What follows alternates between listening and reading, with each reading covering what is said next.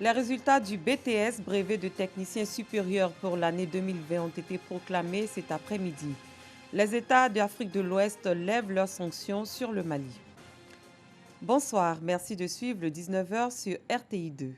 Les résultats du BTS 2020 sont connus, ils ont été proclamés ce soir. On note un taux de réussite de 52,30% contre 58,69% l'année dernière. Pour la filière industrielle, on enregistre 59,11% de taux de réussite et pour la filière tertiaire, 49,81% de taux de réussite. Les candidats ont 3 jours pour introduire des réclamations. Ils peuvent consulter leurs résultats sur le site www.examenbts.net. Le ministre de l'Éducation nationale, de l'enseignement technique et de la formation professionnelle, Kandia Camara, a procédé hier dans la région du Beauclerc au lancement officiel de la distribution de kits scolaires au titre de l'année scolaire 2020-2021. Ce sont cette année près de 5 millions de kits scolaires qui vont être distribués gratuitement aux élèves du primaire. Malgré la crise sanitaire de la Covid-19, le coût est estimé à plus de 9 milliards de francs CFA. Sam Konon. Des écoliers visiblement heureux d'accueillir et de voir de près leur ministre, leur maire, Kandia Camara, pour la première fois. Une joie partagée par leurs parents, venus en grand nombre. Et pour cause, la ministre de l'Éducation nationale, de l'enseignement technique et de la formation professionnelle arrive les bras chargés dans le Beauclerc, région choisie pour le lancement officiel de la distribution des kits scolaires pour l'année 2020-2021. Des kits scolaires destinés à 77 767 élèves du Sassandra et des Fresco. La première étape de cette distribution a eu lieu à Sassandra. Sincèrement merci pour le choix de Sassandra, capitale de la région du Beauclerc, pour le lancement officiel de la distribution des kits scolaires sur toute l'étendue du territoire national. Merci. Merci parce que tu n'as pas oublié le Beauclerc. 70 enseignants bénévoles ont été faits fonctionnaires enseignants. Pour le Beauclerc, sache, c'est là que vous, les parents qui êtes artistes, ici, vous sachez comment elle ouvre son cœur pour la région du Beauclerc. Pour Kandia Camara, ministre de l'Éducation nationale, de l'enseignement technique et de la formation professionnelle, la crise sanitaire de la Covid-19 n'a pas pu empêcher la solidarité nationale du gouvernement. Bien au contraire. En dépit de la crise sanitaire de la Covid-19, nous sommes encore présents à l'appel de la solidarité nationale. Pour cette année scolaire, ce sont 4 900 113 kits scolaires que l'État offre pour une valeur totale de 9 milliards 923 millions 309 554 francs CFA. En rapport avec l'actualité, je vous invite, chers parents, à tout mettre en œuvre afin de préserver vos enfants de certains appels tendant à les impliquer dans des velléités politiciennes. La place de vos enfants, que dis-je, de nos enfants est à l'école et pas dans la rue. La deuxième étape de la cérémonie de distribution a eu lieu à Fresco où les élèves ont également reçu des mains du ministre de l'Éducation nationale, de l'enseignement technique et de la formation professionnelle leur kit pour la rentrée scolaire 2020-2021. Pour rappel, ce sont au total 4 900 113 kits scolaires qui sont distribués sur toute l'étendue du territoire national, pour un montant de plus de 9 milliards de francs CFA. Parlons développement. Les habitants de Guézon-Binao, dans la sous-préfecture de Bangolo, sont soulagés. Ils bénéficient désormais de l'électricité grâce aux efforts du ministre chargé des Affaires présidentielles. La localité de Guézon-Binao a été mise sous tension récemment. On en parle avec Walter Amadou Ouattara. La nuit tombée à Guézon-Binao, dans le département de Bangolo, les habitants ont recours aux lampes torches pour vaquer à leurs occupations. Les plus nantis utilisent les plaques solaires pour éclairer leur domicile et alimenter leur poste téléviseur. Lorsque nous payons ces antennes-là, ce sont eux-mêmes qui viennent installer et à chaque fin de mois, on paye. Voilà, comme l'électricité là, 9 1000 par mois, jusqu'à un certain moment. Voilà. Donc c'est vraiment très coûteux. C'est une somme estimée par exemple à 300 000. Pour ces populations, Guézon-Binao va amorcer son développement. L'électricité était attendue depuis l'indépendance du pays. L'électricité précède le développement. On va commencer à installer un marché. Ici, il n'y a pas de grande boutique. Donc nous allons installer des magasins et puis permettre aux gens de venir, de s'installer et puis aider nos parents.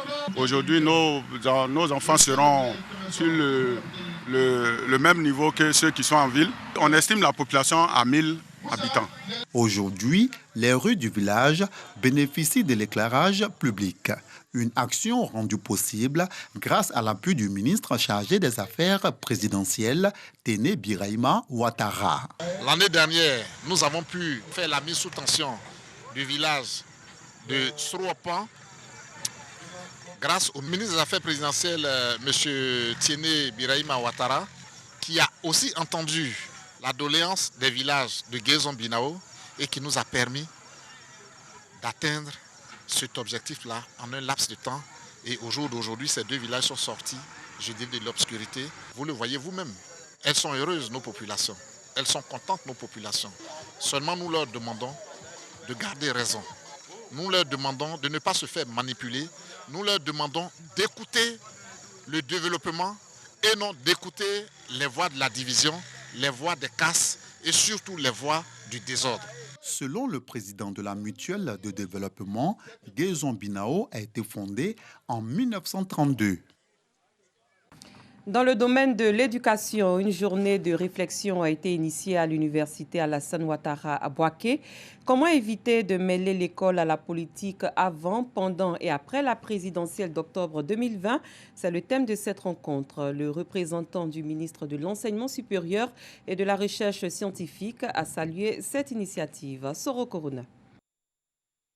Les étudiants de l'université Alassane Ouattara en conclave.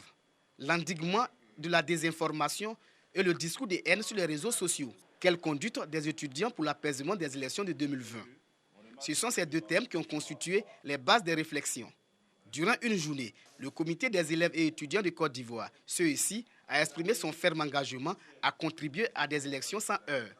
Le président du CESI a invité ses condisciples à s'éloigner des chapelles politiques en se concentrant sur les études. S'il y a crise, c'est nous qui sommes les grands perdants.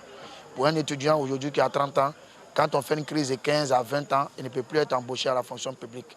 On n'a pas seulement que des droits, mais on s'est dit qu'on a des devoirs. Et aujourd'hui, on doit pouvoir contribuer tout en travaillant à la paix, car c'est nous qui bénéficions. Cette journée de réflexion, parrainée par le ministre de l'Enseignement supérieur et de la Recherche scientifique, Adama Diawara, son représentant, Meke Meïté, a animé une conférence. C'est titulaire de la chaire UNESCO pour la culture de la paix, a exhorté les étudiants à tourner le dos à la violence. Aux jeunes gens, il est vrai qu'on parle de paix, mais je souhaite plutôt qu'on pratique aussi la paix.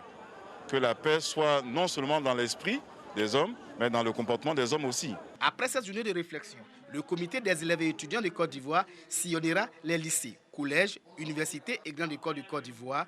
Un seul message à véhiculer, sensibiliser les étudiants pour des élections apaisées. Un tournoi de football pour sensibiliser à des élections apaisées. 12 équipes de la sous-préfecture d'Ando-Crécrénou, dans le département de Béoumi, ont pris part à un tournoi de la cohésion sociale. À travers cette rencontre, les jeunes du département de Béoumi se sont engagés à travailler pour des élections sans heurts. C'est le stade du village d'Angounansou dans la sous-préfecture d'Ando-Crécrénou qui abrite la finale du tournoi de la cohésion sociale et de la fraternité. Tournoi doté du trophée Vayao Josier. Président du Parlement des jeunes de Côte d'Ivoire, débuté le 8 août dernier, cette compétition vise à préserver un climat politique apaisé avant, pendant et après la présidentielle d'octobre 2020 à Béoumi. Nous sommes à la veille des élections présidentielles, la jeunesse étant un facteur vraiment très important dans la dynamique de l'apaisement du processus et même de la tenue des élections présidentielles. Nous avons jugé bon de pouvoir initier cette action, une initiative qui tend à rassembler autour des valeurs de paix, de cohésion sociale, de la fraternité, de l'entente, pour dire aux hommes politiques que l'élection présidentielle va être considérée comme une compétition de football. Avec 12 équipes au lancement, ce sont les formations de Sokpa en jaune et de Tissou en orange qui ont pu se hisser en finale. Dès l'entame du jeu, les joueurs venus du village de Tiessou vont se montrer percutants.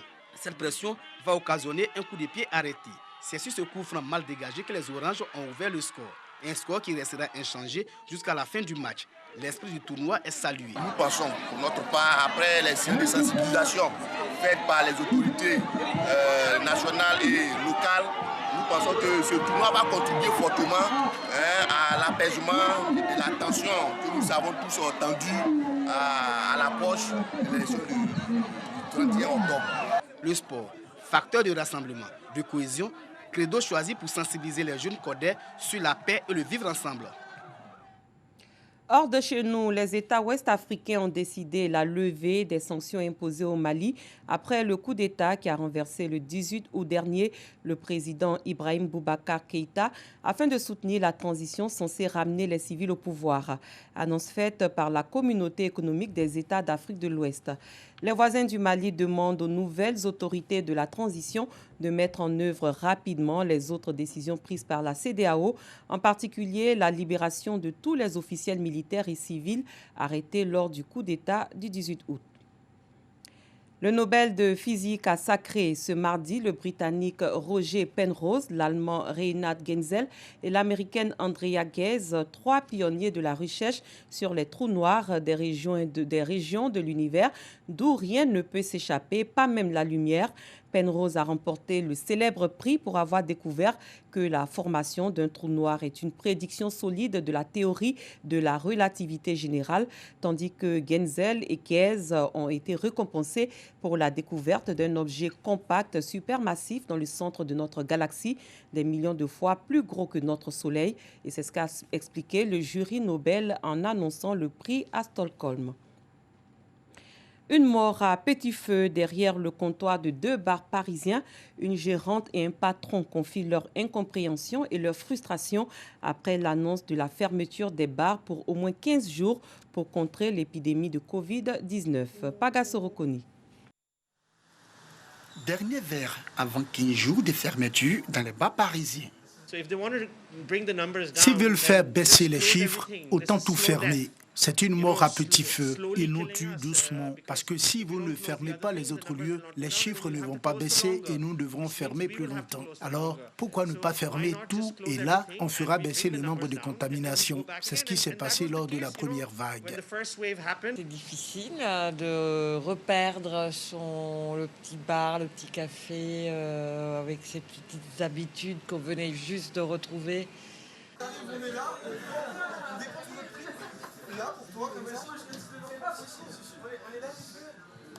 Nos clients, nous, sont assis, que ce soit et le soir, et le midi, et le matin pour le café du matin, tout ça. Donc, on se sent vraiment... Ouais, pour nous, c'est un peu injuste, quoi.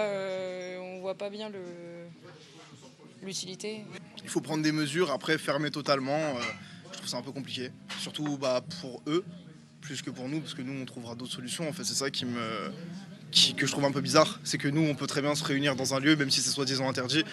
Nous aujourd'hui on est là, mais demain quand ça sera fermé, on restera par exemple un peu plus tard au travail, on pourra s'arranger, aller chez quelqu'un ou des choses comme ça. Dans un bar on peut essayer de maintenir un minimum de distanciation sociale.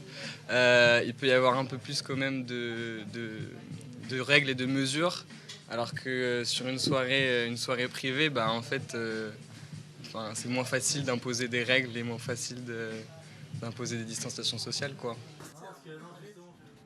Fin de cette édition. Merci de votre aimable attention. Très bonne soirée. À très bientôt.